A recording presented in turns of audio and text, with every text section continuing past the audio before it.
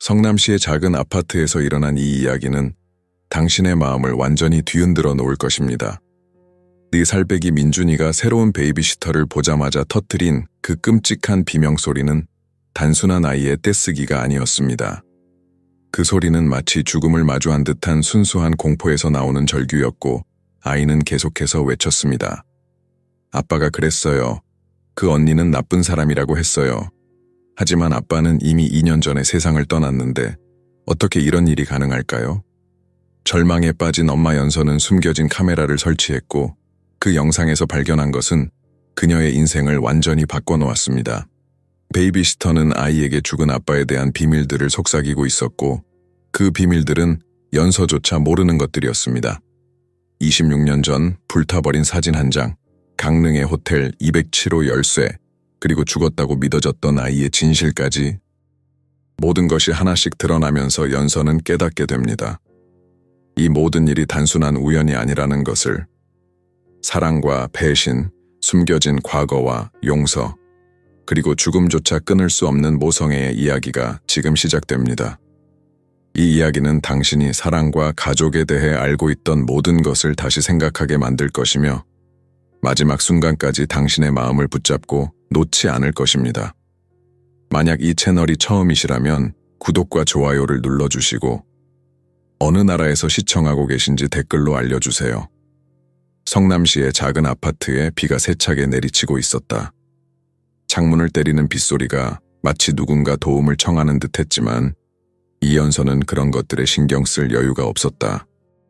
남편이 세상을 떠난 지 2년이 지났지만 여전히 혼자서 4살 빼기 아들 민준이를 키우는 것은 벅찼다. 특히 요즘 같은 날에는 더욱 그랬다.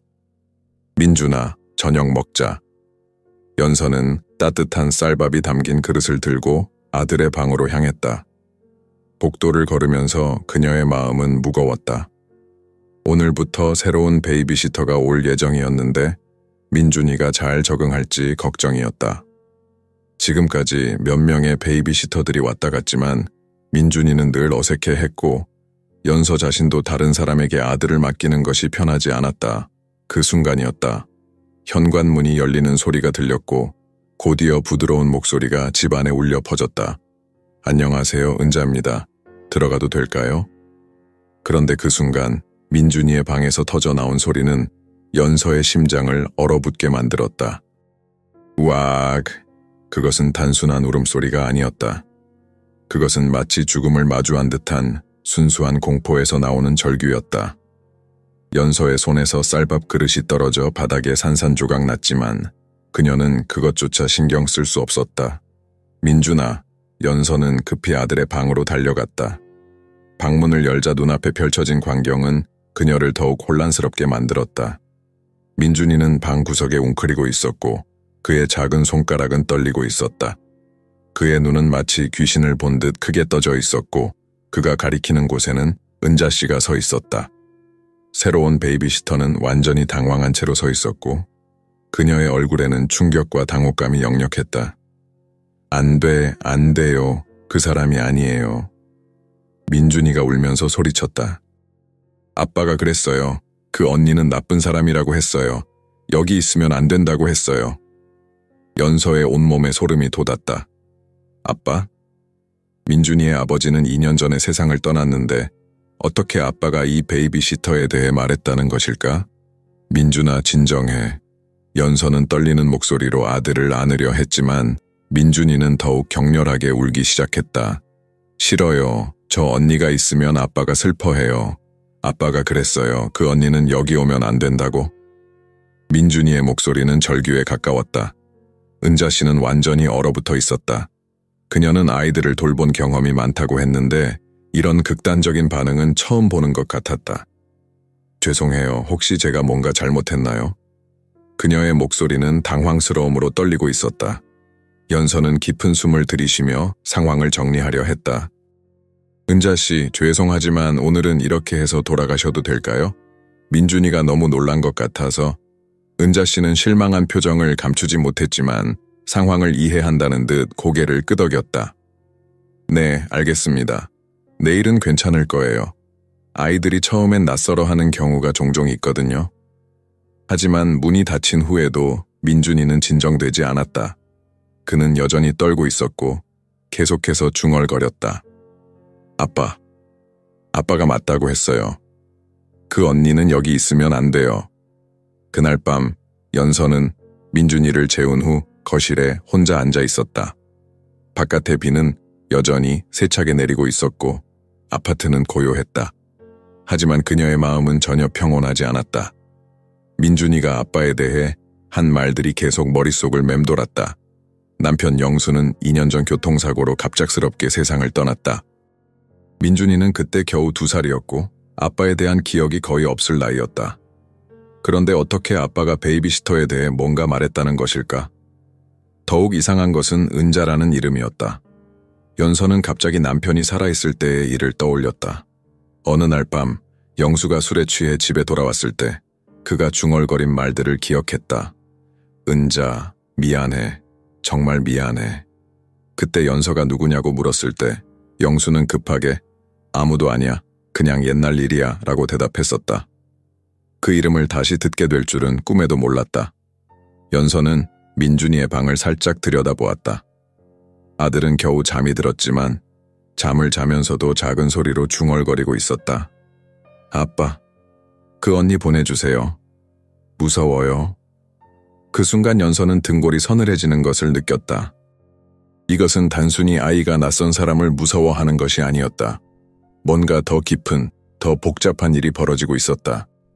연서는 침실로 돌아가 옷장 깊숙한 곳에 보관해둔 남편의 물건들이 담긴 상자를 꺼냈다.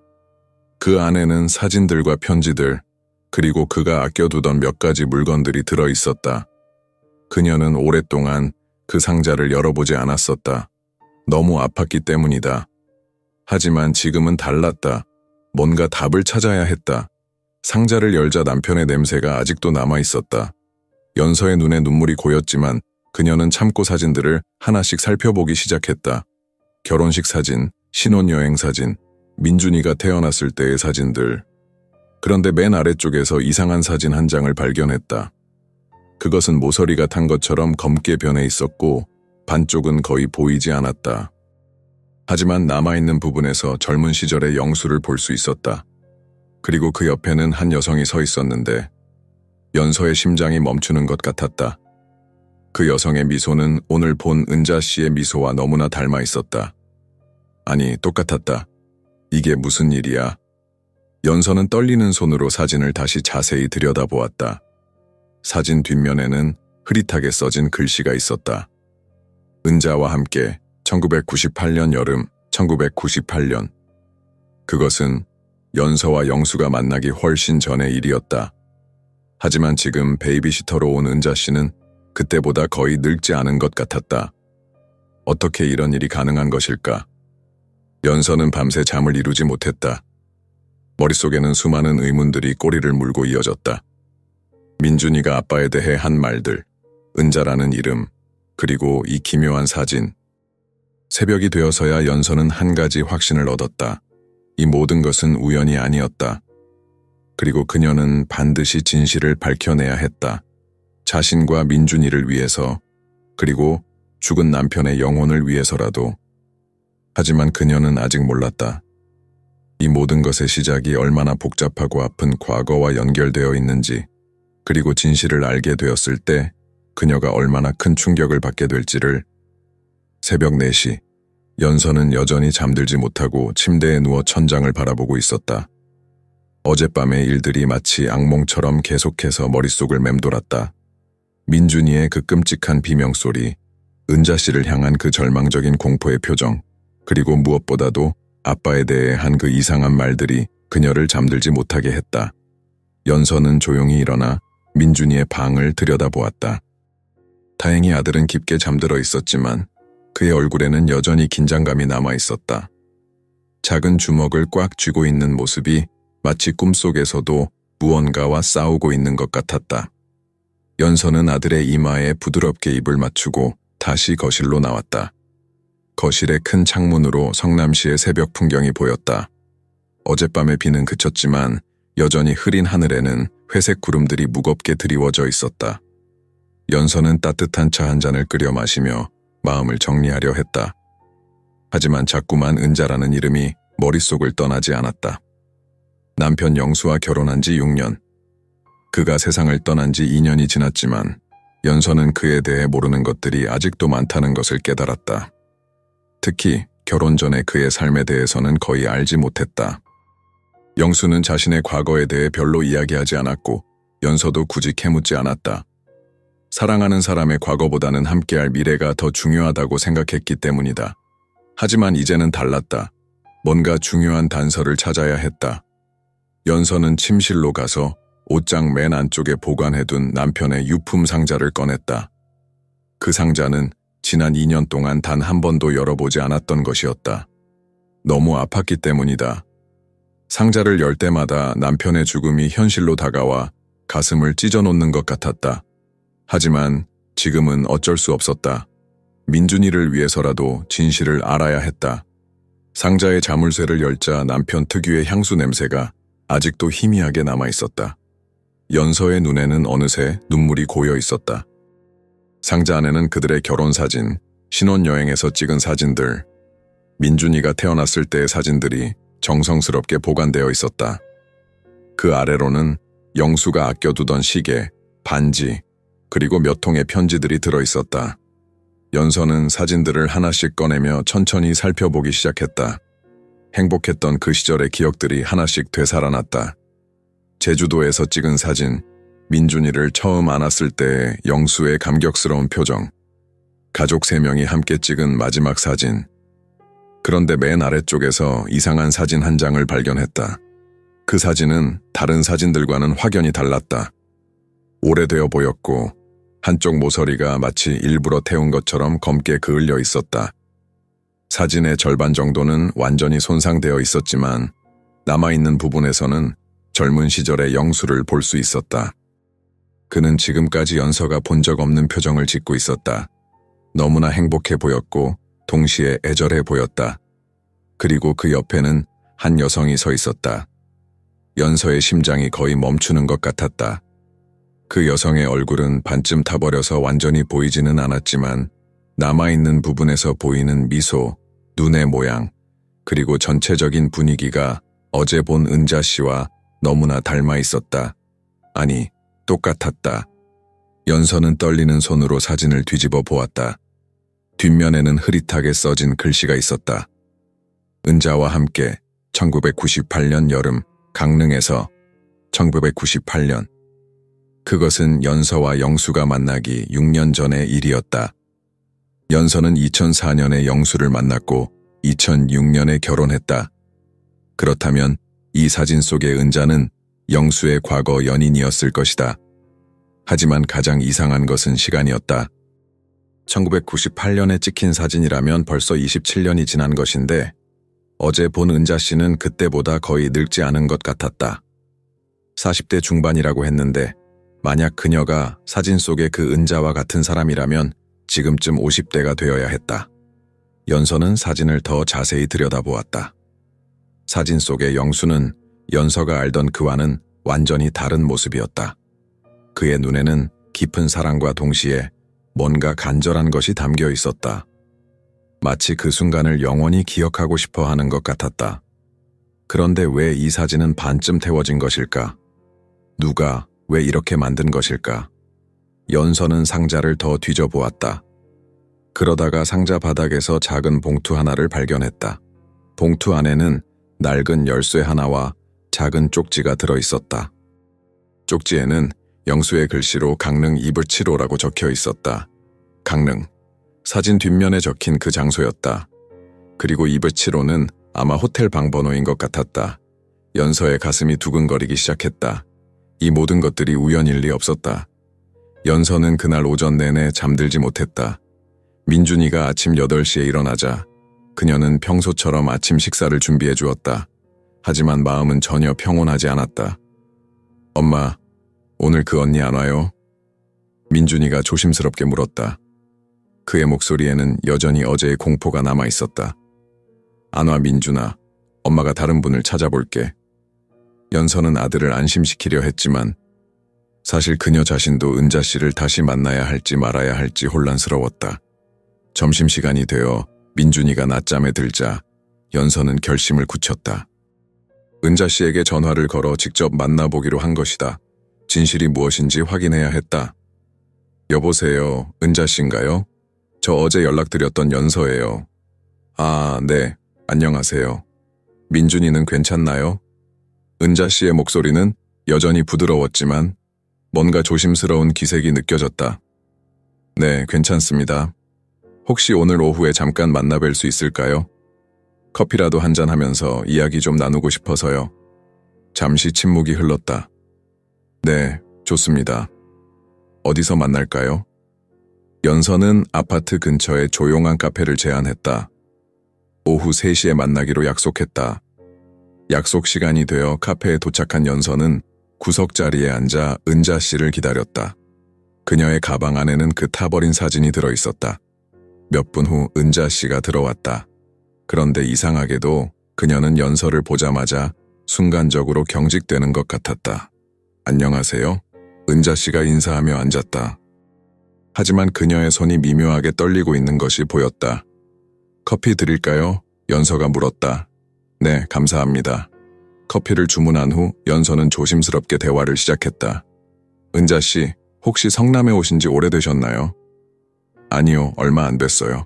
한 3개월 정도? 은자 씨의 대답은 빨랐지만 그녀의 눈은 연서를 직시하지 못했다. 그전에는 어디 계셨어요? 여기저기 일 따라다녔어요. 은자 씨의 대답은 모호했다.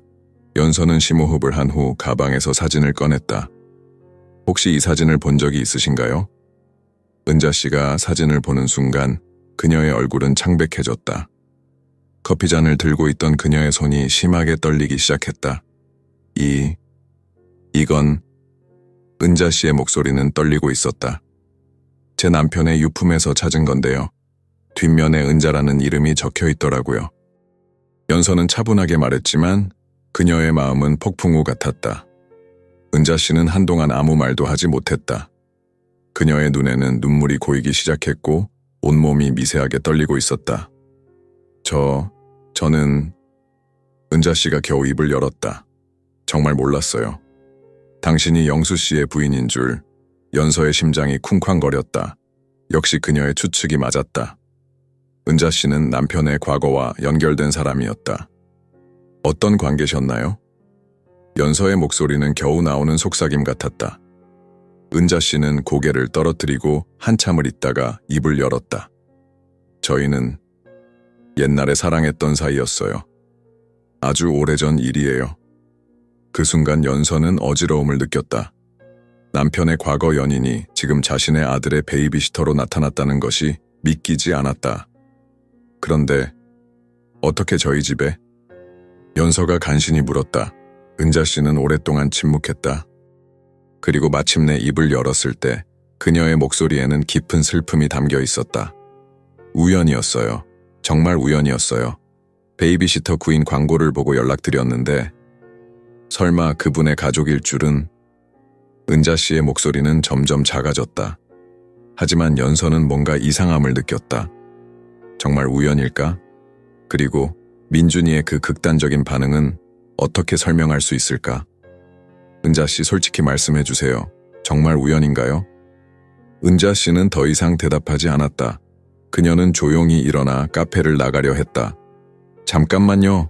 연서가 그녀를 붙잡았다. 민준이가 왜 그렇게 반응했는지 아시나요?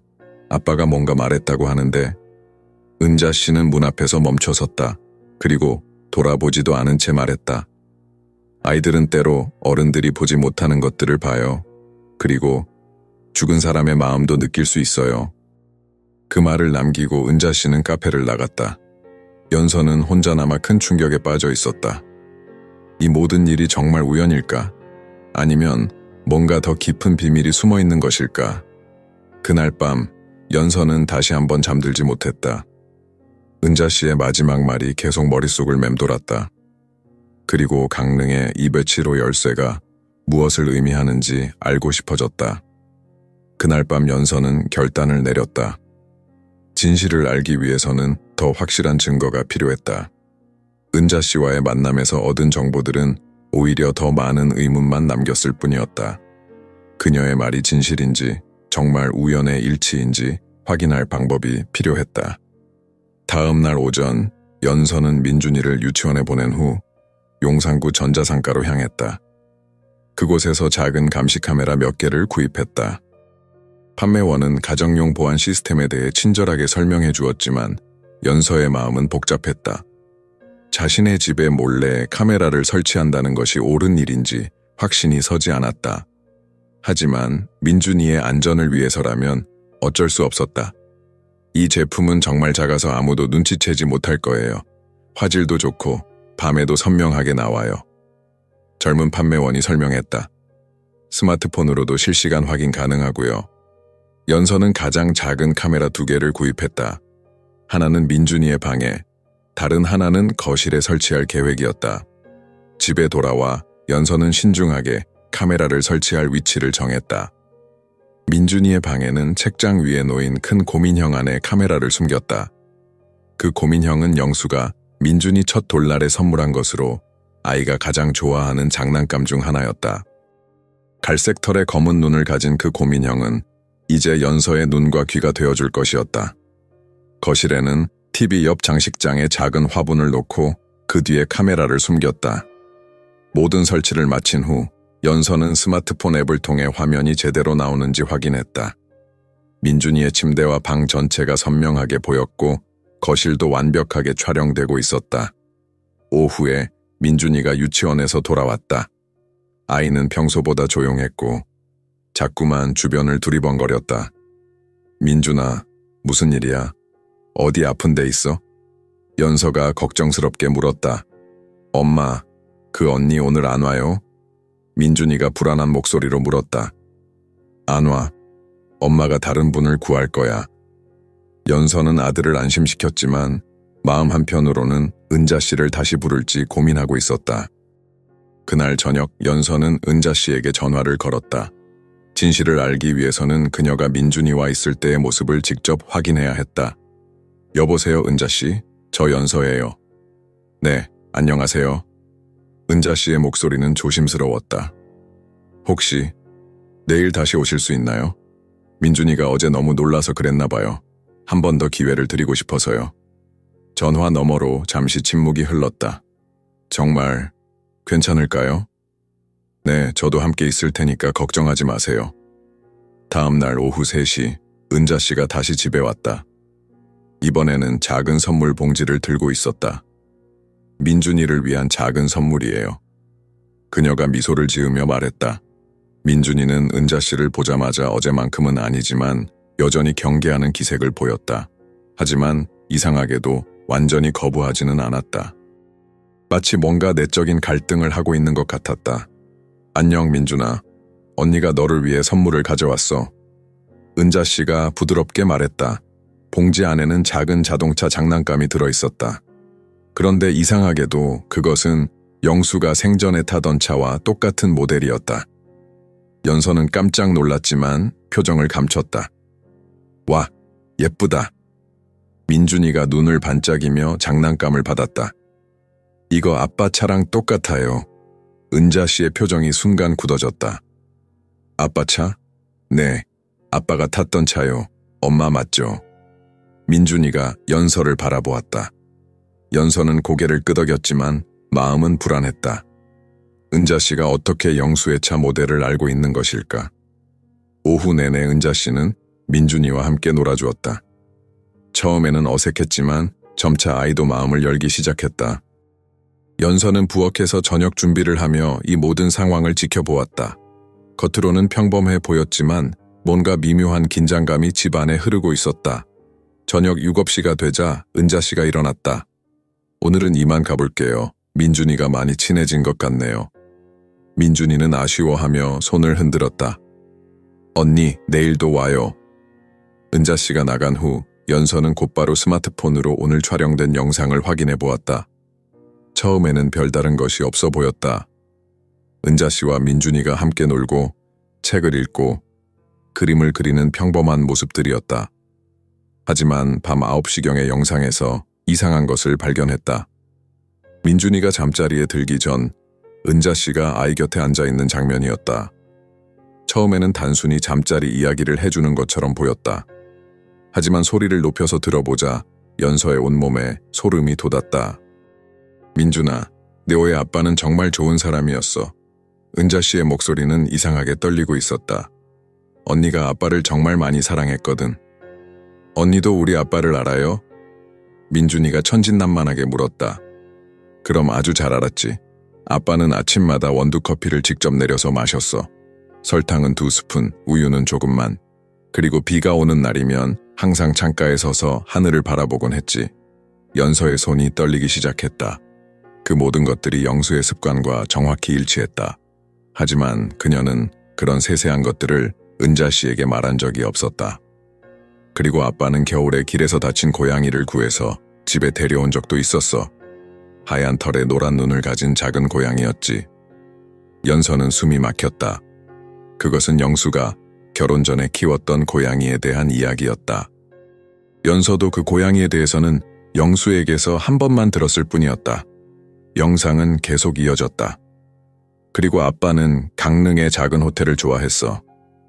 207호라는 방이었는데 그곳에서 언니와 함께 행복한 시간을 보냈거든. 은자 씨의 목소리에는 깊은 그리움이 담겨 있었다. 연서는 핸드폰을 떨어뜨릴 뻔했다. 207호. 그것은 남편의 유품에서 발견한 열쇠에 적힌 바로 그 번호였다. 아빠가 언니한테 뭐라고 했어요? 민준이가 궁금해하며 물었다. 은자 씨는 잠시 침묵하더니 아이의 머리를 쓰다듬으며 말했다. 아빠가 말했어. 엄마가 약속을 잊어버렸다고. 언니가 와서 그 약속을 기억하게 해달라고. 무슨 약속이에요? 그건 나중에 엄마가 기억하게 될 거야. 연서는 더 이상 영상을 볼 수 없었다. 온몸이 떨리고 가슴이 두근거렸다. 은자 씨는 단순한 옛 연인이 아니었다. 그녀는 영수에 대해 연서보다도 더 많은 것을 알고 있었다. 그리고 무엇보다도 그녀가 말한 약속이 무엇인지 알아야 했다. 연서는 그날 밤 거의 잠들지 못했다. 새벽 3시경, 그녀는 조용히 민준이의 방을 들여다보았다. 아이는 깊게 잠들어 있었지만 잠꼬대로 중얼거리고 있었다. 아빠, 언니가 말했어요. 엄마가 약속을 잊어버렸다고. 연서는 등골이 서늘해졌다. 민준이는 분명 잠들어 있는 상태에서 은자 씨와 나눈 대화를 반복하고 있었다. 마치 그 대화가 꿈속에서도 계속 이어지고 있는 것처럼. 다음 날 아침, 연서는 결심을 굳혔다. 강릉의 207호에 직접 가보기로 한 것이다. 그곳에서 답을 찾을 수 있을 것 같았다. 민준이를 시어머니에게 맡기고 연서는 KTX를 타고 강릉으로 향했다.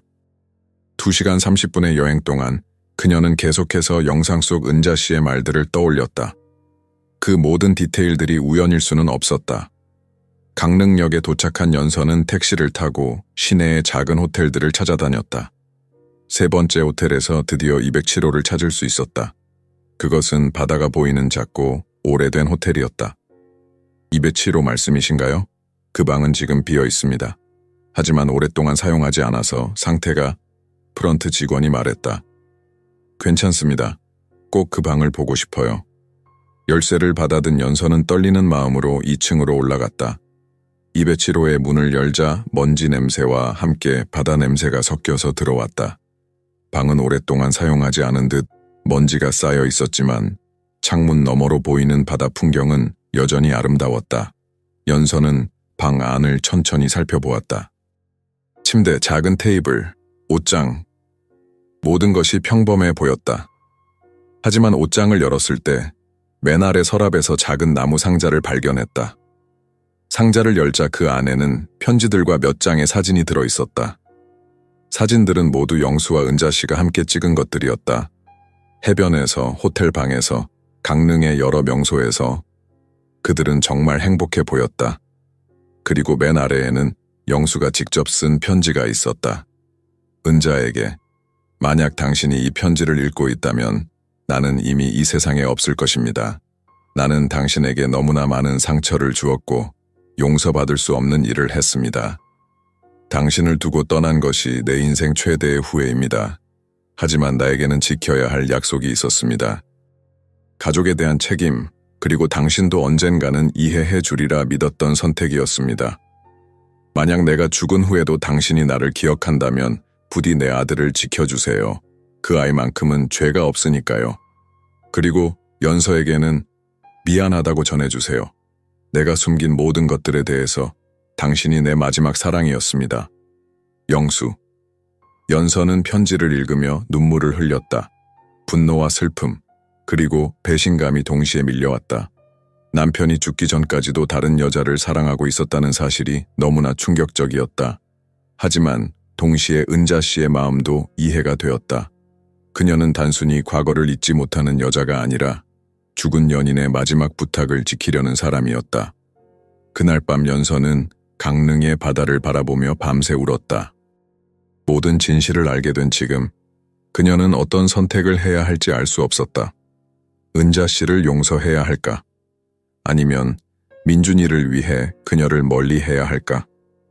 하지만 한 가지 확실한 것은 이 모든 일이 단순한 우연이 아니라는 것이었다.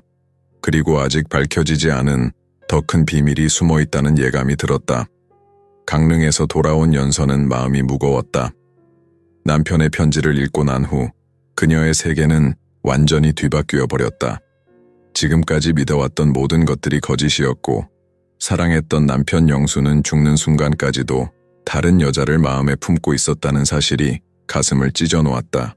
하지만 무엇보다 충격적인 것은 은자 씨의 정체였다. 그녀는 단순히 과거의 연인이 아니라 영수의 마지막 부탁을 받은 사람이었다. 민준이를 지켜달라는 그 절절한 간청을. 집에 도착한 연서는 시어머니에게 민준이를 데려왔다. 아이는 할머니 집에서 잘 놀았는지 밝은 표정이었지만 연서는 웃을 수가 없었다. 모든 것이 복잡하게 얽혀 있었고 어떻게 해야 할지 갈피를 잡을 수 없었다. 그날 밤 민준이를 재운 후 연서는 영수의 유품 상자를 다시 꺼냈다. 이번에는 더 신중하게 놓친 것이 없는지 하나하나 살펴보았다. 사진들, 편지들, 그리고 몇 가지 개인용품들. 그런데 상자 바닥에서 이상한 것을 발견했다. 작은 봉투 안에 휴대폰이 하나 들어있었다. 그것은 영수가 사고로 죽기 전에 사용하던 오래된 스마트폰이었다. 연서는 그 휴대폰이 사고 당시 파손되어 수리가 불가능하다고 들었는데 왜 여기에 멀쩡하게 있는 것일까? 충전기를 찾아 핸드폰을 켰다. 다행히 아직 작동했다. 하지만 대부분의 데이터는 삭제되어 있었고 연락처도 거의 남아있지 않았다.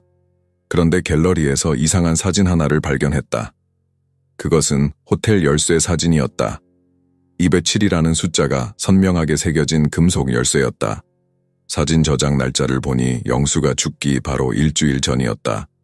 왜 그는 죽기 직전에 그 열쇠의 사진을 찍어둔 것일까? 연서는 더 자세히 핸드폰을 뒤져보았다.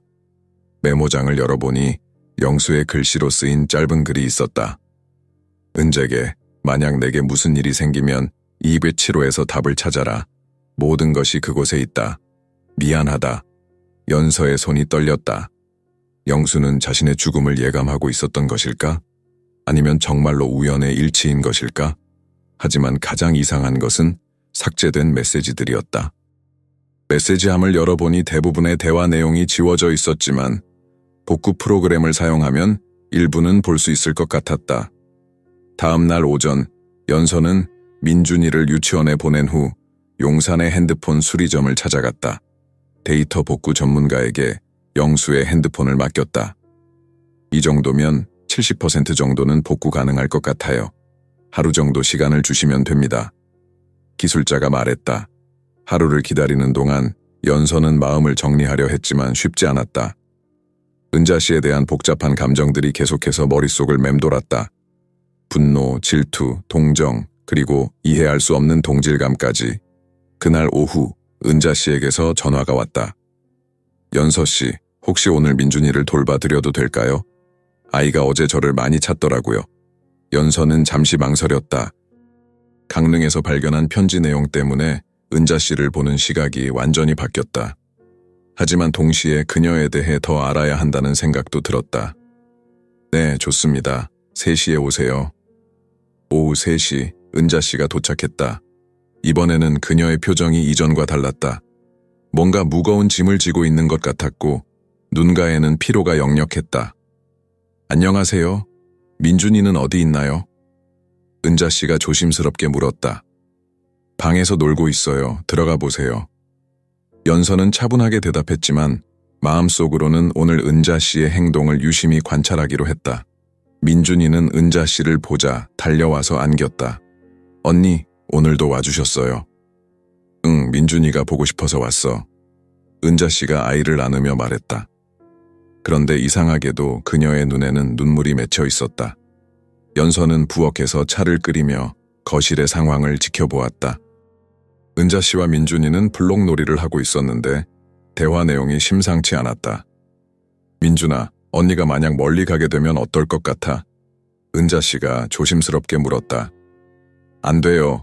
언니는 여기 있어야 해요. 아빠가 그랬어요. 민준이가 단호하게 말했다. 아빠가 뭐라고 했는데? 아빠가 꿈에서 말했어요. 언니가 우리를 지켜줘야 한다고. 그런데 언니가 아파 보여요. 연서는 깜짝 놀랐다. 민준이는 어떻게 은자 씨가 아픈 것을 알 수 있었을까? 은자 씨는 민준이의 말에 크게 놀란 것 같았다. 내가 아파 보인다고? 네. 언니 얼굴이 하얗고 자꾸 아픈 표정을 해요. 병원에 가야 하는 거 아니에요? 그 순간 은자 씨가 갑자기 기침을 하기 시작했다. 처음에는 가벼운 기침인 줄 알았는데 점점 심해지더니 손수건에 피가 묻어났다. 은자 씨, 연서가 급히 달려왔다. 괜찮으세요? 은자 씨는 손수건으로 입을 가리며 고개를 저었다. 괜찮아요. 그냥 감기인가 봐요. 하지만 연서는 그것이 단순한 감기가 아니라는 것을 직감적으로 알 수 있었다. 은자 씨의 얼굴은 창백했고 몸무게도 많이 빠진 것 같았다. 병원에 가보셨어요? 연서가 걱정스럽게 물었다. 검사는 받았는데 별거 아니라고 하더라고요. 은자 씨의 대답은 모호했다. 그날 저녁 은자 씨가 돌아간 후 연서는 핸드폰 수리점에서 연락을 받았다. 데이터 복구가 완료되었다는 것이었다. 수리점에서 핸드폰을 받아온 연서는 집에서 복구된 데이터를 확인해 보았다. 메시지 내역 중에서 가장 최근의 것들이 복구되어 있었다. 그 중에서 가장 충격적인 것은 영수가 죽기 이틀 전에 은자 씨와 주고받은 메시지들이었다. 영수, 은자야, 미안하다. 정말 미안하다. 말. 은자, 이제 와서 무슨 소용이야. 너무 늦었어. 영수, 알고 있어. 하지만 내가 죽으면 누군가는 진실을 알아야 해. 은자, 죽는다니 무슨 소리야. 영수, 위험한 일에 휘말렸어. 혹시 나에게 무슨 일이 생기면 연서와 민준이를 부탁해. 은자, 나한테 왜 그런 걸 부탁해? 나를 버린 사람이. 영수, 너만이 진실을 알고 있으니까. 그리고 너만이 내 마음을 이해해 주니까. 연서는 핸드폰을 떨어뜨릴 뻔했다. 영수는 자신의 죽음을 예감하고 있었고 그것은 단순한 교통사고가 아닐 수도 있다는 뜻이었다. 더 놀라운 것은 그 다음 메시지들이었다. 은자, 그럼 진실을 말해. 왜 나를 떠났는지, 왜 결혼했는지. 영수, 가족들의 압력이었어. 그리고 너를 위험에 빠뜨리고 싶지 않았어. 은자, 무슨 위험? 영수, 내 가족의 사업이 깨끗하지 않아. 너까지 연루시킬 수는 없었어. 은자, 그래서 나를 버렸다고? 내가 임신했을 때도? 연서는 숨이 막혔다. 임신? 은자 씨가 영수의 아이를 임신했었다는 말인가? 메시지는 계속 이어졌다. 영수, 그때 일은 정말 미안해. 내가 비겁했어. 은자, 그 아이는 어떻게 됐는지 알아? 영수, 미안해. 은자, 너 때문에 내가 얼마나 고생했는지 알아. 혼자 임신을 유지할 수도 포기할 수도 없어서 얼마나 힘들었는지. 영수, 정말 미안해. 평생 후회하며 살고 있어. 은자, 이제 와서 미안하다고 해서 뭐가 달라져? 그 아이는 이미. 그 다음 메시지들은 복구되지 않았다. 하지만 연서는 충분히 상황을 이해할 수 있었다. 은자 씨는 영수의 아이를 임신했었고 혼자서 모든 것을 감당해야 했다. 그리고 그 아이에게 무슨 일이 일어났는지 연서는 그날 밤 한잠도 잘 수 없었다. 남편의 숨겨진 과거, 은자 씨의 고통, 그리고 자신도 모르는 사이에 얽혀버린 운명의 끈들. 모든 것이 복잡하게 얽혀 있었다. 그리고 가장 무서운 것은 영수의 죽음이 정말 사고였을까 하는 의문이었다. 그가 마지막 메시지에서 말한 위험한 일이 무엇이었을까? 다음 날 아침, 연서는 결심을 굳혔다. 은자 씨와 직접 만나서 모든 것을 털어놓고 이야기해야 했다. 진실이 무엇이든 더 이상 숨길 수는 없었다. 특히 그녀가 임신했던 아이에 대한 이야기를 들어야 했다. 그 아이에게 무슨 일이 일어났는지, 그리고 그것이 지금의 상황과 어떤 연관이 있는지. 연서는 은자 씨에게 전화를 걸었다. 오늘은 카페가 아닌 자신의 집에서 만나자고 제안했다. 모든 것을 정리할 시간이 왔다고 생각했다. 하지만 그녀는 아직 몰랐다. 진실은 상상했던 것보다 훨씬 더 충격적이고 아픈 것이라는 사실을. 그날 오후 2시 은자 씨가 연서의 집에 도착했다. 하지만 이번에는 그녀의 모습이 확연히 달랐다. 얼굴은 더욱 창백해졌고 걸음걸이도 불안정해 보였다. 손에는 작은 가방을 들고 있었는데 그 안에 뭔가 중요한 것이 들어있는 것 같았다. 들어오세요. 연서가 문을 열어주며 말했다. 그녀의 목소리는 차분했지만 마음속으로는 폭풍이 몰아치고 있었다. 은자 씨는 거실 소파에 앉으며 조심스럽게 주변을 둘러보았다. 민준이의 장난감들, 가족 사진들, 그리고 영수의 흔적들이 남아있는 이 집이 그녀에게는 어떻게 느껴질까? 민준이는 어디 있나요? 은자 씨가 물었다. 유치원에 갔어요. 오늘은 우리끼리만 이야기해야 할 것 같아서요. 연서는 차를 끓이며 대답했다. 그녀의 손은 미세하게 떨리고 있었다. 두 여자는 서로를 바라보며 잠시 침묵했다. 같은 남자를 사랑했던 두 여자, 그리고 이제는 하나의 아이를 둘러싸고 복잡하게 얽힌 운명의 실 속에서 마주하고 있었다. 은자 씨, 연서가 먼저 입을 열었다. 모든 걸 알고 있어요. 은자 씨의 표정이 굳어졌다. 무엇을 말씀하시는지. 강릉에 다녀왔어요. 207호에서 영수가 쓴 편지를 받고 그의 핸드폰에서 당신과 주고받은 메시지들도 확인했어요. 연서의 목소리는 떨리고 있었지만 단호했다. 은자 씨는 깊은 한숨을 쉬었다. 마치 오랫동안 짊어지고 있던 무거운 짐을 내려놓는 것 같았다. 그렇다면 이제 더 이상 숨길 필요가 없겠네요. 당신이 임신했던 아이, 그 아이는 어떻게 됐나요? 연서가 떨리는 목소리로 물었다. 은자 씨의 눈에 눈물이 고이기 시작했다. 그녀는 한동안 말을 하지 못하고 손수건으로 눈을 닦았다. 그 아이는 목소리가 메었다. 태어났어요. 연서의 심장이 쿵쾅거렸다. 태어났다고요? 네. 1999년 봄에 태어났어요. 건강한 남자아이였어요. 은자 씨의 목소리에는 깊은 그리움과 슬픔이 담겨 있었다. 수민이라고 이름을 지었어요. 수민이. 연서는 그 이름을 되뇌었다. 그 아이는 지금 어디에 있나요? 은자 씨는 가방에서 작은 은팔찌를 꺼냈다. 그 팔찌에는 수민이라는 이름이 아름다운 글씨체로 새겨져 있었다. 이것밖에 남지 않았어요. 무슨 뜻이에요? 연서가 불안한 마음으로 물었다. 아이는 태어난 지 일주일 만에 세상을 떠났어요. 은자 씨의 목소리는 거의 속삭임에 가까웠다. 선천성 심장병이었어요. 수술도 받아봤지만 너무 작고 약했어요. 연서는 말문이 막혔다. 그녀는 은자 씨를 질투하고 원망했지만 동시에 그녀가 겪었을 고통을 상상하니 가슴이 아팠다. 혼자서 모든 걸 감당하셨군요. 연서가 조심스럽게 말했다. 영수는 아무것도 몰랐어요. 아이가 태어난 것도 죽은 것도. 은자 씨가 팔찌를 쓰다듬으며 말했다. 저는 그에게 연락하지 않았어요. 이미 다른 삶을 선택한 사람을 괴롭히고 싶지 않았거든요. 그런데 왜 지금?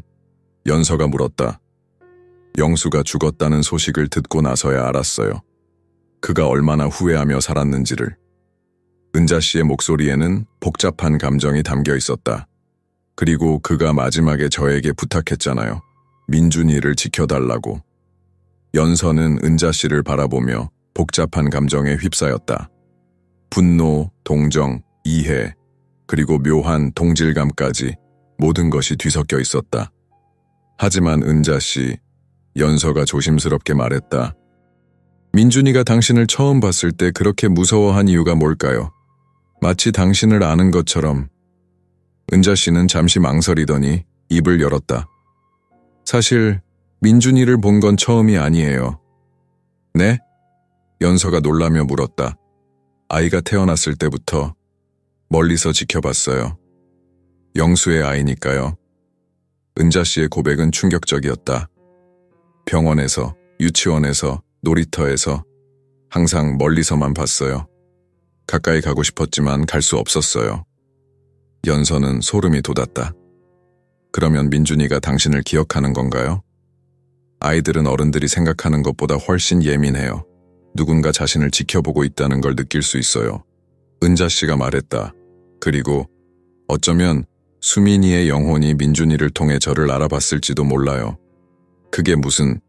연서가 말하려던 순간 현관문이 열리는 소리가 들렸다. 엄마, 집에 왔어요. 민준이의 밝은 목소리가 들려왔다. 유치원에서 일찍 끝나고 온 것 같았다. 민준이가 거실로 들어오자마자 은자 씨를 보고 얼굴이 밝아졌다. 언니, 오늘도 와주셨어요. 하지만 이상한 것은 그 다음이었다. 민준이는 은자 씨에게 다가가더니 갑자기 그녀의 손을 잡고 진지한 표정을 지었다. 언니, 왜 슬퍼요? 그리고 왜 아픈 냄새가 나요? 민준이가 천진난만하게 물었다. 은자 씨와 연서는 모두 놀랐다. 4살배기 아이가 어떻게 그런 것을 알 수 있을까? 민준아, 무슨 소리야? 연서가 당황하며 물었다. 엄마는 몰라요. 언니 몸에서 아픈 냄새가 나요. 할머니가 아플 때와 같은 냄새요. 민준이가 말했다. 그리고 언니 뒤에 작은 아기가 있어요.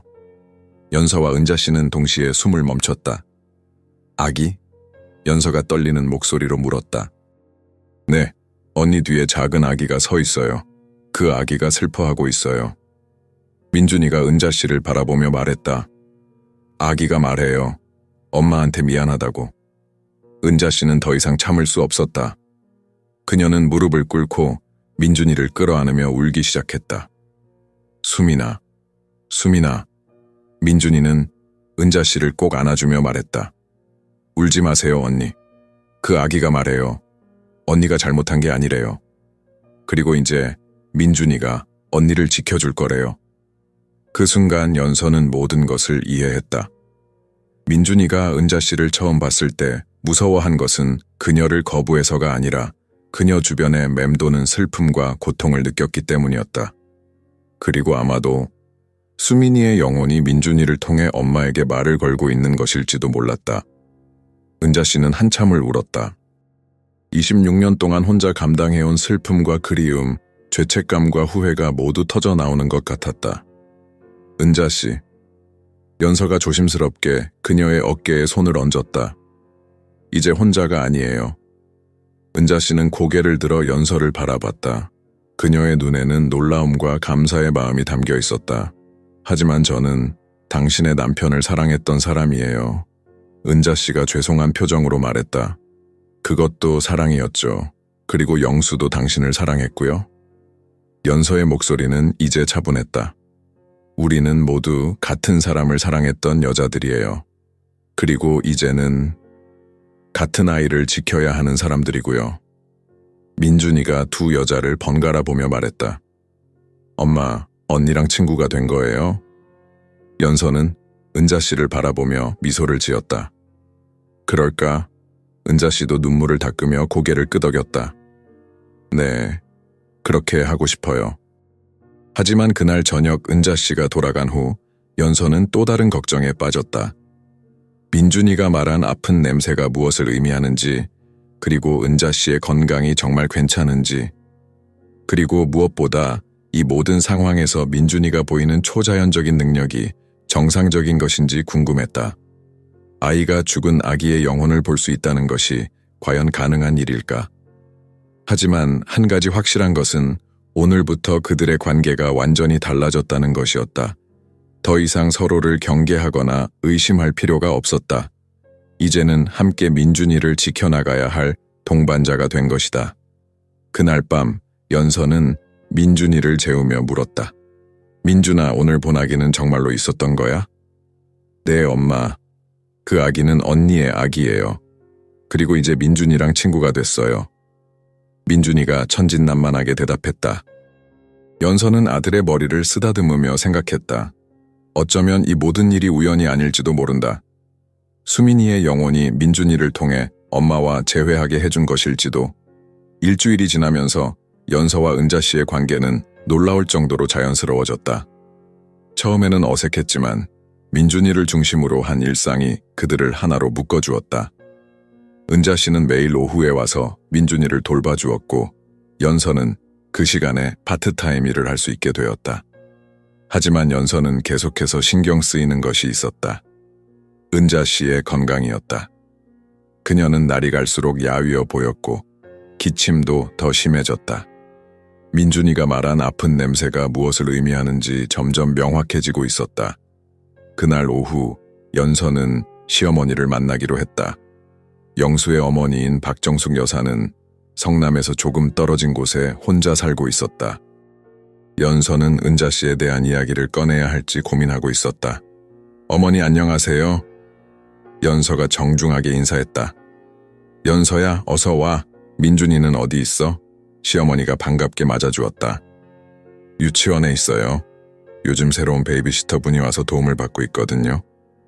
시어머니의 표정이 미묘하게 변했다. 베이비시터? 어떤 분이야? 연서는 잠시 망설이다가 조심스럽게 입을 열었다. 은자 씨라는 분인데 혹시 어머니께서 그 이름을 들어보신 적이 있나요? 박정숙 여사의 얼굴이 순간 창백해졌다. 그녀는 차를 마시던 손을 멈추고 연서를 똑바로 바라봤다. 은자, 정은자 말이야? 시어머니의 목소리는 떨리고 있었다. 네, 맞아요. 혹시 아시는 분인가요? 연서가 놀라며 물었다. 시어머니는 깊은 한숨을 쉬었다. 알지, 어떻게 모르겠어. 그 여자 때문에 우리 집안이 얼마나 고생했는데. 무슨 말씀이세요? 연서가 더욱 궁금해졌다. 영수가 대학생이었을 때야. 그때 우리 집에서 도우미로 일하던 아가씨였어. 시어머니가 무거운 표정으로 말했다. 영수가 그 아가씨와 사귀게 됐는데 우리는 반대했지. 신분이 다르잖아. 연서는 충격을 받았다. 은자 씨가 영수의 집에서 일했던 사람이었다는 것을 이제야 알게 된 것이다. 그런데 그 아가씨가 임신을 했어. 시어머니가 계속 말했다. 우리는 큰일 났다고 생각했지. 영수는 아직 대학생이었고 집안에서는 이미 다른 집 딸과 선을 본 상태였거든. 그래서 어떻게 하셨나요? 연서가 떨리는 목소리로 물었다. 돈을 주고 떠나라고 했지. 그 아가씨도 결국 돈을 받고 사라졌어. 시어머니의 목소리에는 죄책감이 묻어 있었다. 그때는 그게 최선이라고 생각했어. 하지만 지금 생각해보면 연서는 가슴이 아팠다. 은자 씨가 그때 얼마나 힘들었을지 상상이 되었다. 그 아가씨가 임신한 아이는 어떻게 됐나요? 연서가 조심스럽게 물었다. 글쎄, 우리는 그 후로 연락이 없어서 몰라. 시어머니가 고개를 저었다. 영수도 그 일로 한동안 방황했어. 미안해하고 후회하고, 그래서 나중에 너와 결혼할 때 그렇게 좋아했나 봐. 새로운 시작이라고 생각했던 거지. 연서는 복잡한 감정에 휩싸였다. 영수의 가족들이 은자 씨를 쫓아낸 것이었다. 그리고 그 결과로 은자 씨는 혼자서 모든 것을 감당해야 했다. 어머니, 그 아이, 태어났어요. 하지만 일주일 만에 세상을 떠났어요. 연서가 조용히 말했다. 시어머니의 얼굴이 하얗게 질렸다. 뭐라고? 아이가 태어났다고? 네, 수민이라는 이름이었어요. 선천성 심장병으로. 연서의 목소리도 떨렸다. 박정숙 여사는 주저앉으며 울기 시작했다. 아이고, 우리가 무슨 짓을 한 거야. 그 아가씨 혼자서 어떻게. 어머니 진정하세요. 연서가 시어머니를 붙잡았다. 연서야, 우리가 너무 잘못했어. 그 아가씨한테 사과해야 해. 시어머니가 눈물을 흘리며 말했다. 그리고 그 아이, 우리의 손자였는데. 그날 오후 연서와 시어머니는 함께 경찰서에 갔다. 수민이의 출생과 사망에 대한 공식적인 기록을 확인하기 위해서였다. 하지만 예상과 달리 수민이라는 이름으로 등록된 출생신고서는 찾을 수 없었다. 1999년에 태어난 수민이라는 아이의 기록이 없다고요? 연서가 당황하며 물었다. 네, 공식적인 출생신고가 되어 있지 않은 것 같습니다. 공무원이 다시 한번 확인하며 말했다. 혹시 다른 이름으로 등록되었을 수도 있고요. 연서와 시어머니는 서로를 바라봤다. 뭔가 이상했다. 은자 씨가 거짓말을 한 것일까? 혹시 그 시기에 비공식적으로 입양이 이루어진 사례들이 있나요? 시어머니가 물었다. 공무원은 잠시 생각하더니 대답했다. 90년대에는 그런 경우가 종종 있었습니다. 특히 미혼모들의 경우 출생신고 없이 바로 입양이 이루어지는 경우가 많았어요. 연서는 가슴이 두근거렸다. 혹시 수민이가 죽지 않고 입양된 것은 아닐까? 그들은 다시 조사를 요청했고 며칠 후에 놀라운 사실을 알게 되었다.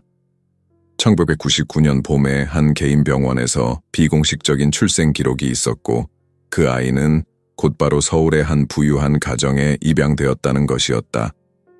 입양된 아이의 이름이 뭐라고 되어 있나요? 연서가 떨리는 목소리로 물었다. 처음에는 수민이었는데 입양 후에 민준으로 바뀌었습니다. 연서는 그 자리에서 쓰러질 뻔했다. 민준, 그것은 자신의 아들 이름이었다. 그럼 설마, 그럼... 연서가 중얼거렸다. 더 자세한 조사 결과 충격적인 진실이 드러났다. 민준이는 은자 씨와 영수의 친아들이었다. 하지만 은자 씨는 경제적인 어려움과 사회적 편견 때문에 아이를 키울 수 없어서 입양을 선택한 것이었다. 그리고 그 입양을 주선한 것은 다름 아닌 영수의 가족이었다. 영수는 나중에 그 사실을 알게 되었고 입양 가정에서 아이를 데려와 자신이 키우기로 결심했다. 하지만 은자 씨에게는 아이가 죽었다고 거짓말을 한 것이었다. 아이에게 상처를 주지 않기 위해서, 그리고 은자 씨가 포기할 수 있도록 하기 위해서. 연서는 모든 것을 이해했다. 민준이가 은자 씨를 봤을 때 느꼈던 묘한 감정, 그녀에 대한 반응, 그리고 마치 그녀를 아는 것 같았던 행동들. 모든 것이 설명되었다. 민준이는 은자 씨의 친아들이었던 것이다.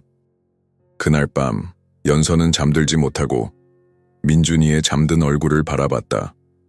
이 아이가 자신의 친아들이 아니라는 사실을 이제 어떻게 받아들여야 할까?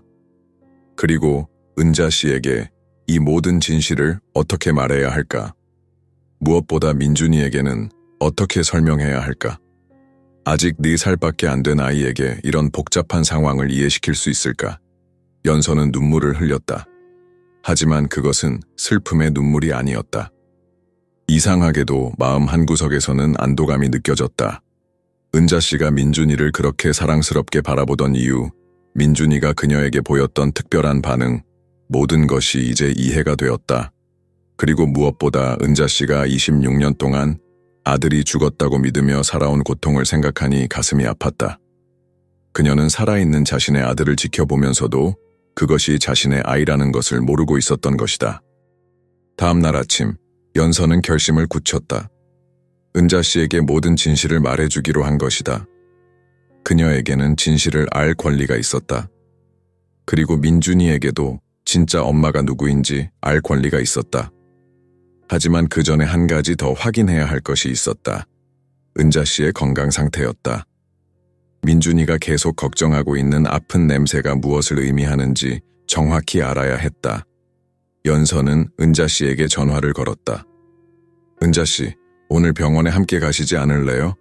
제대로 된 검사를 받아보시는 게 좋을 것 같아요. 전화 너머로 잠시 침묵이 흘렀다. 연서 씨, 사실 저는 이미 알고 있어요. 제 상태를. 연서의 가슴이 철렁 내려앉았다. 무슨 말씀이세요? 저는 시간이 많지 않아요. 그래서 민준이를 더 많이 보고 싶었던 거예요. 그 순간 연서는 모든 것을 이해했다.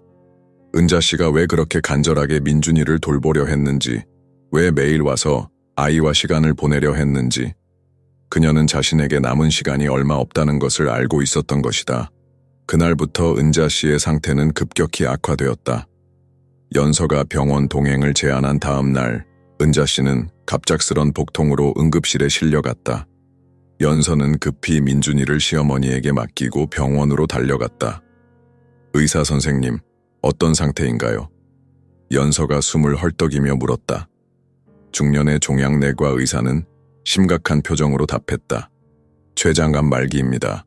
이미 간과 폐로 전이된 상태고요. 수술은 불가능한 단계입니다. 연서는 그 자리에서 주저앉을 뻔했다. 얼마나 남았나요?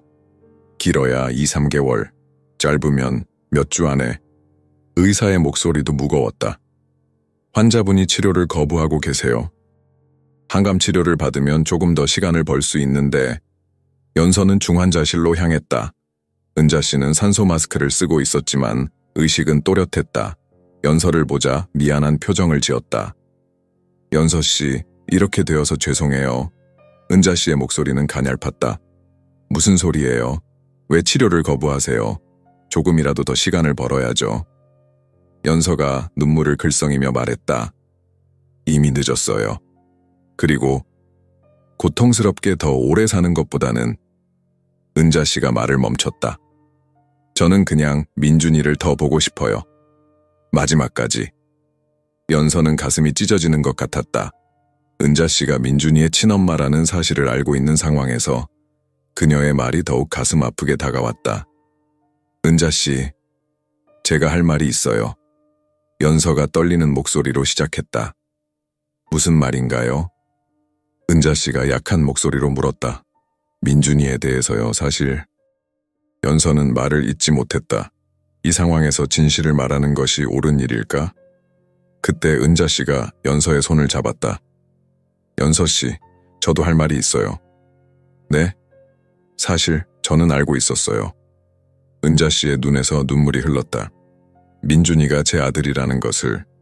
연서는 깜짝 놀랐다. 알고 계셨다고요? 처음에는 몰랐어요. 하지만 아이를 보면서 점점 확신하게 됐어요. 은자 씨가 힘겹게 말을 이어갔다. 아이의 표정, 손짓, 심지어 울음소리까지. 모든 것이 수민이와 똑같았거든요. 그럼 왜 말씀하지 않으셨어요? 연서가 울먹이며 물었다. 어떻게 말해요? 당신이 사랑으로 키운 아이를 제가 빼앗을 수는 없잖아요. 은자 씨의 목소리는 떨렸다. 그리고 아이는 이미 당신을 엄마로 알고 있는데. 두 여자는 한동안 서로를 바라보며 울었다. 같은 아이를 사랑하는 두 어머니의 마음이 서로 이해되고 있었다. 은자 씨, 저는. 연서가 말하려던 순간 문이 열리며 누군가 들어왔다. 실례합니다. 혹시 정은자 환자 보호자분이신가요? 낡은 정장을 입은 60대 남성이 물었다. 네, 그런데 누구시죠? 연서가 대답했다. 저는 김병철이라고 합니다. 예전에 청담병원에서 일했던 간호사였습니다. 그가 조심스럽게 말했다. 은자 씨를 찾아왔는데. 은자 씨가 그를 보자 놀라는 표정을 지었다. 김 간호사님, 어떻게 여기를. 부고를 보고 왔습니다. 그런데 다행히 아직. 김병철이 안도의 한숨을 쉬었다. 부고, 연서가 의아해했다. 김병철은 가방에서 낡은 서류들을 꺼냈다. 사실 제가 오늘 온 이유가 있습니다. 은자 씨와 관련된 중요한 서류를 가져왔거든요. 무슨 서류요? 은자 씨가 약한 목소리로 물었다. 1999년 출생 및 입양 관련 서류입니다. 김병철의 말에 연서와 은자 씨 모두 긴장했다. 김병철은 서류를 펼치며 설명을 시작했다. 당시 청담병원에서는 비공식적인 입양이 많이 이루어졌습니다. 특히 미혼모들의 경우 은자 씨도 그중 한 분이었죠. 제가 낳은 아이가 정말 죽지 않았던 건가요? 은자 씨의 목소리가 떨렸다. 네, 수민이는 건강하게 태어났습니다. 하지만 입양 절차를 위해 사망했다고 기록된 것입니다. 김병철이 미안한 표정으로 말했다. 연서는 충격을 받았다. 그럼 은자 씨는 26년 동안 아들이 죽었다고 믿고 살아온 건가요? 네, 입양을 주선한 쪽에서 그렇게 처리했습니다. 산모가 아이를 찾지 않도록 하기 위해서. 김병철의 목소리는 점점 작아졌다. 은자 씨는 큰 충격을 받아 한동안 말을 하지 못했다. 26년 동안의 슬픔과 죄책감, 그리고 지금 알게 된 진실, 모든 것이 한꺼번에 몰려왔다.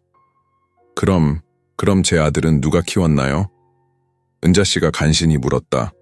김병철은 서류를 뒤적이며 대답했다. 입양 가족은 박영수 씨 가족이었습니다. 그 순간 병실은 완전히 조용해졌다. 은자 씨와 연서는 서로를 바라보며 말을 잃었다. 박영수라고 하셨나요?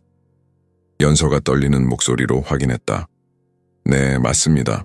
그런데 박영수 씨는 몇 년 전에 교통사고로 돌아가셨더군요. 김병철이 슬픈 표정으로 말했다. 은자 씨는 이제야 모든 것을 이해했다. 영수가 왜 그렇게 죄책감에 시달렸는지, 왜 마지막까지 그녀를 그리워했는지, 그는 자신의 아들을 키우면서도 생모인 그녀에게는 진실을 말하지 못했던 것이다. 영수는 알고 있었나요? 민준이가 제 아들이라는 것을? 은자 씨가 물었다. 처음에는 몰랐을 겁니다. 하지만 나중에 알게 되었을 거예요. 그래서 그렇게 괴로워했을 테고. 김병철이 추측했다. 연서는 남편의 마지막 편지를 떠올렸다. 은자에게 부디 내 아들을 지켜주세요. 그 말의 진정한 의미를 이제야 깨달았다. 영수는 은자 씨에게 자신의 친아들을 지켜달라고 부탁한 것이었다. 그날 오후 은자 씨의 상태가 더욱 악화되었다. 의사들은 더 이상 할 수 있는 것이 없다고 했다.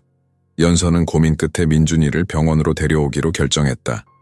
민준아, 은자 언니가 많이 아파서 병원에 있어. 마지막으로 인사를 드리러 가자. 연서가 조심스럽게 말했다. 언니가 많이 아픈가요? 민준이가 낫게 해드릴 수 있어요. 민준이가 천진난만하게 대답했다. 병실에 들어간 민준이는 은자 씨를 보자 조용히 다가가 그녀의 손을 잡았다. 언니, 아파요? 민준이가 걱정스러운 목소리로 물었다. 응, 조금 아파. 하지만 민준이가 와주니까 괜찮아. 은자 씨가 미소를 지으며 말했다. 언니, 민준이가 언니를 정말 사랑해요. 민준이가 순수한 눈으로 말했다. 그 순간 은자 씨의 눈에서 눈물이 흘렀다. 언니도 민준이를 정말 많이 사랑해. 언니가 울면 안 돼요. 민준이가 언니를 지켜줄 거예요. 민준이가 은자 씨의 눈물을 닦아주었다. 고마워 민준아. 너는 정말 착한 아이야. 은자 씨가 아들을 바라보며 말했다. 비록 엄마라고 부르지는 못하지만 마음속으로는 평생 품고 싶었던 말들을 전하고 있었다. 그날 밤 늦게 은자 씨는 조용히 세상을 떠났다. 마지막 순간까지 민준이의 손을 잡고 있었고 얼굴에는 평화로운 미소가 번지고 있었다. 장례식은 소박하게 치러졌다. 연서와 민준이, 시어머니, 그리고 몇몇 지인들만 참석했다. 하지만 가장 의미 있는 순간은 김병철이 가져온 마지막 선물이었다. 이것은 은자 씨가 26년 동안 아껴두던 것입니다. 그가 작은 봉투를 연서에게 건넸다. 봉투 안에는 아기용 팔찌가 들어있었다. 수민이라는 이름이 새겨진 은자 씨가 아들을 위해 처음으로 준비했던 선물이었다. 이것을 민준이에게 주세요. 엄마의 첫 선물이라고. 김병철의 목소리가 떨렸다. 연서는 그 팔찌를 받아들고 민준이에게 보여주었다. 민준아, 이것은 네가 태어났을 때 누군가 너를 위해 준비해준 선물이야. 민준이는 팔찌를 보며 고개를 끄덕였다. 예뻐요. 언니가 주신 거죠? 응. 언니가 너를 정말 사랑해서 준비해준 거야. 그날 오후, 연서는 민준이와 함께 은자 씨의 묘소를 찾았다. 작은 봉분 앞에서 민준이는 꽃을 놓고 작은 목소리로 말했다. 언니, 민준이가 착한 아이로 클게요. 걱정하지 마세요. 연서는 아들의 순수한 마음에 또다시 눈물을 흘렸다. 이 아이는 아직 모르고 있지만 언젠가는 진실을 알게 될 것이다. 그리고 그때 은자 씨가 얼마나 그를 사랑했는지도 알게 될 것이다. 은자 씨가 세상을 떠난 지 한 달이 지났다. 연서는 그동안 수없이 고민했다. 민준이에게 진실을 말해야 할까? 아직 5살이 된 아이에게 이런 복잡한 이야기를 들려주는 것이 옳을까? 하지만 시간이 지날수록 연서는 한 가지를 확신하게 되었다. 민준이는 자신의 진짜 어머니가 누구였는지 알 권리가 있다는 것이었다. 그날은 토요일 아침이었다. 가을이 깊어가는 10월의 성남은 단풍으로 물들어 아름다웠다. 연서는 민준이와 함께 조계산 자락에 있는 작은 절에 가기로 했다. 은자 씨의 49제를 지내기 위해서였다. 엄마 오늘 어디 가는 거예요? 민준이가 새하얀 옷을 입으며 물었다. 은자 언니를 위한 특별한 날이야. 언니가 편안히 쉴 수 있도록 기도하러 가는 거야. 연서가 아들의 머리를 빗겨주며 부드럽게 설명했다. 언니가 하늘에서 민준이를 보고 있을까요? 민준이의 순수한 질문에 연서의 가슴이 뭉클해졌다. 그럼 분명히 보고 계실 거야. 언니는 민준이를 정말 많이 사랑하셨거든. 절에 도착하자 연서는 조용한 법당 한쪽에 은자 씨의 사진을 놓고 꽃과 과일을 올렸다.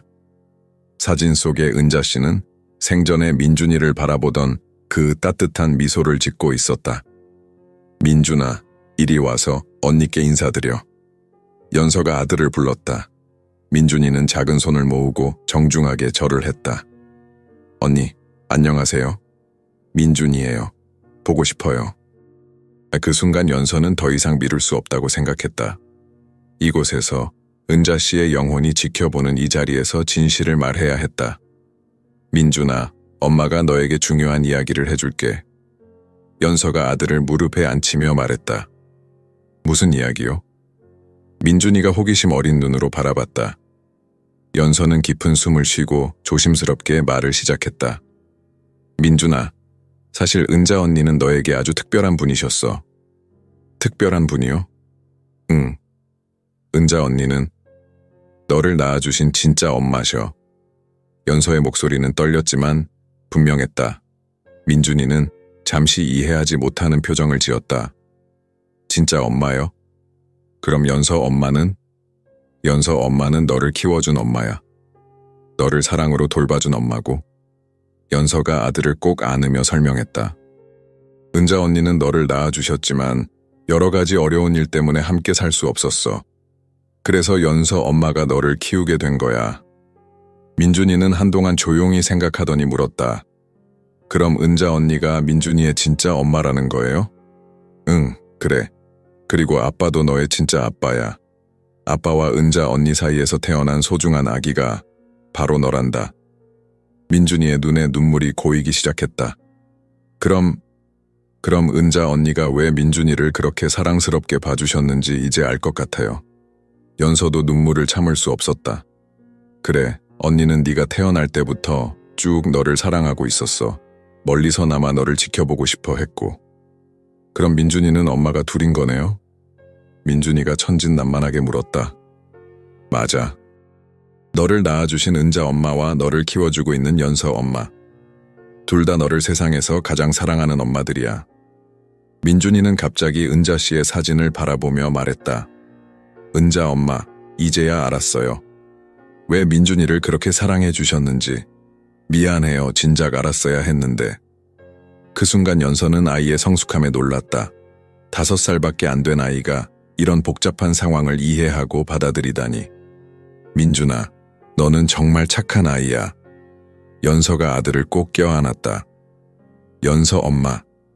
민준이는 엄마 두 분을 다 사랑해요. 그리고 아빠도 사랑해요. 민준이가 진심을 담아 말했다. 연서는 가방에서 수민이라는 이름이 새겨진 작은 팔찌를 꺼냈다. 이것은 은자 엄마가 너를 위해 처음으로 준비해 주신 선물이야. 너의 원래 이름이 수민이었거든. 민준이는 팔찌를 받아들고 소중히 바라봤다. 수민이요? 예쁜 이름이네요. 응, 은자 엄마가 지어주신 이름이야. 하지만 연서 엄마는 민준이라는 이름도 정말 좋아해. 그냥 너는 민준이로 살면 돼. 민준이는 팔찌를 손목에 차고 은자 씨의 사진을 바라보며 말했다. 은자 엄마, 고마워요. 그리고 사랑해요. 그때 신기한 일이 일어났다. 법당 안에 갑자기 따뜻한 바람이 불어왔고 은자 씨의 사진 앞에 놓인 촛불이 환하게 빛났다. 마치 은자 씨가 대답하는 것 같았다. 엄마, 바람이 불어와요. 은자 엄마가 대답해 주시는 건가요? 민준이가 신기해하며 물었다. 그럴지도 몰라. 은자 엄마가 민준이의 마음을 받아주시는 것 같네.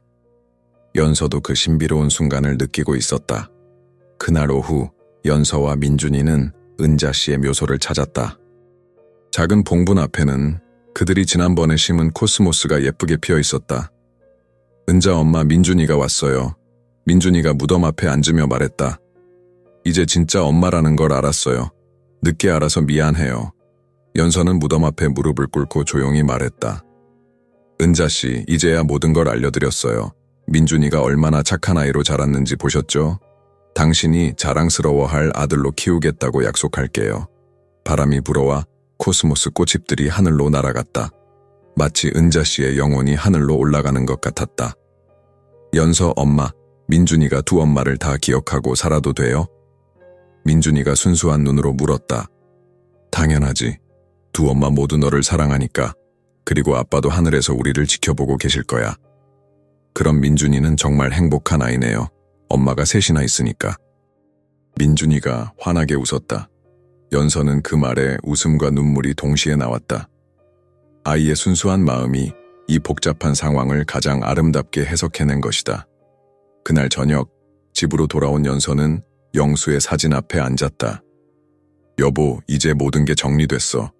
은자씨에게 미안했던 마음도, 민준이에 대한 진실도, 모든 게 다 해결됐어.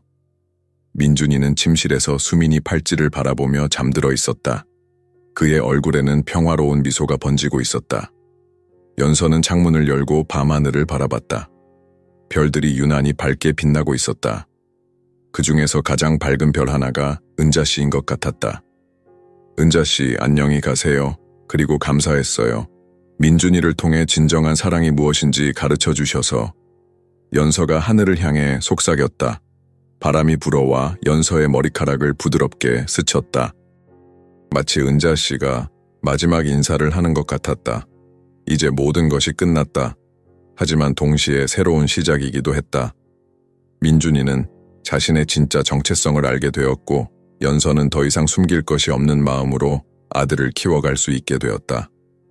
그리고 은자씨의 영혼은 마침내 평안을 찾았을 것이다. 26년 동안 품고 있던 그리움과 사랑이 마침내 아들에게 전해졌으니까. 사랑은 때로 이렇게 복잡하고 아픈 길을 통해 전해지기도 하지만 결국에는 모든 것을 치유하고 화해시키는 힘이 있다는 것을 연서는 깨달았다. 그날 밤 연서는 오랜만에 깊은 잠에 들었다. 꿈속에서 은자씨가 나타나 고맙다고 인사하며 하늘로 올라가는 모습을 보았다. 그리고 영수도 함께 있었다. 둘은 마침내 화해하고 평안을 찾은 것 같았다. The End. 이 이야기는 우리에게 사랑의 진정한 의미에 대해 깊이 생각해보게 합니다. 만약 당신이 연서의 입장이었다면 어떻게 했을까요? 남편의 과거 연인이 자신의 아들의 진짜 어머니라는 사실을 알았을 때 그 여자를 받아들일 수 있었을까요? 그리고 은자의 입장에서는 어떨까요? 26년 동안 죽었다고 믿었던 자신의 아들을 멀리서만 바라보며 살아가는 그 아픔을 상상할 수 있나요? 때로는 가장 큰 사랑이 가장 큰 희생을 요구하고, 진정한 용서는 우리가 생각하는 것보다 훨씬 더 깊은 이해에서 나온다는 것을 이 이야기는 보여줍니다. 사랑은 소유가 아니라 나눔이며, 진정한 어머니는 아이를 낳은 사람이 아니라 아이를 진심으로 사랑하는 사람이라는 것을 우리는 배웠습니다. 연서와 은자, 두 여성 모두 민준이를 사랑했고, 그 사랑이 결국 모든 것을 치유하고 화해시켰습니다. 과거의 상처와 오해들이 아무리 깊어도 진정한 사랑 앞에서는 모든 것이 용서되고 새로운 시작이 가능하다는 희망을 이 이야기는 전해줍니다. 당신의 삶에서도 용서하지 못하고 있는 누군가가 있다면 이 이야기가 작은 용기를 줄 수 있기를 바랍니다. 만약 이 이야기가 당신의 마음을 울렸다면 좋아요를 눌러주시고 채널 구독을 해주세요. 그리고 당신 주변의 사람들과 이 감동을 나누어 주세요. 댓글로 이 이야기에 대한 당신의 생각을 들려주시면 더욱 감사하겠습니다. 다음에도 여러분의 마음을 따뜻하게 만들어줄 새로운 이야기로 찾아뵙겠습니다.